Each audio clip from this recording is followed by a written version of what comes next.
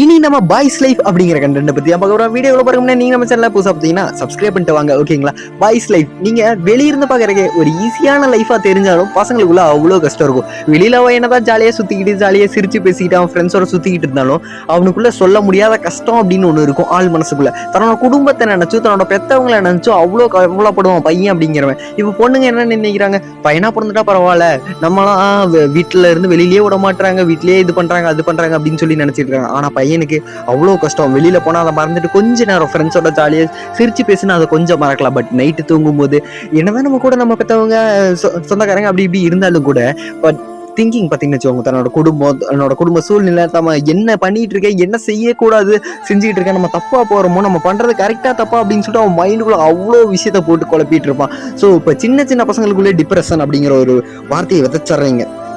Depression அப்படிங்கிற விஷயம் தெரியாததுக்கு முன்னாடியே அவன் ஒரு 11வது 12வது படிக்கிற ரேஞ்சிலேயே ஐயோ அடுத்து நம்ம என்ன பண்ண போறோம், லைஃபை நினைச்ச ஒரு பயம், ஃபேமிலி நினைச்ச ஒரு பயம், யாருமே ஒரு மோட்டிவேட் பண்றதே இல்லை. ஸோ எதா இருந்தாலும் பார்த்துக்கலாம் அப்படின்னு சொல்லிட்டு அவனை ஒரு தட்டி கொடுத்து கூட்டு போறக்கு ஒரு ஆள் இருந்தாங்கன்னு வச்சுக்கோங்க, லைஃப்ல அவன் எதை பத்தியுமே கேர் பண்ண மாட்டான். ஸோ எதா இருந்தாலும் பார்த்துக்கலாம் அப்படின்னு சொல்லி ஒவ்வொரு மனுஷனும் ஒவ்வொருத்தரும் மோட்டிவேட் பண்ணாங்கன்னு வச்சுக்கோங்க, இங்க யாருமே டிமோட்டிவேட் ஆக மாட்டாங்க. இங்க பசங்கன்னா வச்சுக்கோங்க, அசால்ட்டா நீங்க பையனை வெளியிருந்து பார்த்தா இவன் எதுக்குமே ஃபீல் பண்ண மாட்டான், எல்லாத்துக்கும் சிரிச்சுக்கிட்டே இருக்கான், அவனுக்குள்ள உடஞ்சு போன ஒரு மனசு இருக்கு, அதையே யாருக்குமே புரிஞ்சுக்க மாட்டீங்க. ஒரு பையன் அப்படின்னா அவன் கரடமுரடா இருக்கான்ல, பார்க்கறதுக்கு சிரிச்சுக்கிட்டே இருக்கான்னா அவன் ஒன்றும் தன்னோட கவலையை மறக்கறதுக்கு தான் சிரிக்கிறான் அப்படிங்கிறது ஏன் உங்களுக்கு இன்னும் புரியல? பையனா பிறந்தா ஜாலியா மட்டும்தான் இருப்பாங்க அப்படின்னு சொல்லி உங்களுக்கு யார் இந்த ஒரு தாட்டை விதைச்சது? சத்தியமா அது கிடையாதுங்க. பையனா பிறந்துட்டான்னு வச்சுக்கோங்க, பார்த்தீங்கன்னு வச்சுக்கோங்க, சின்ன வயசுல பார்த்தீங்கன்னா family pressure, family tension, family அடுத்த லைஃபுக்கு அடுத்த கட்டத்துக்கு கொண்டு போகணும் அப்படின்னு ஒரு இது, படிப்பில் பெருசாக கான்சன்ட்ரேட் பண்ண முடியாது, இது அதுன்னு சொல்லிட்டு அவங்களுக்குலாம் 1008 பிரச்சனை.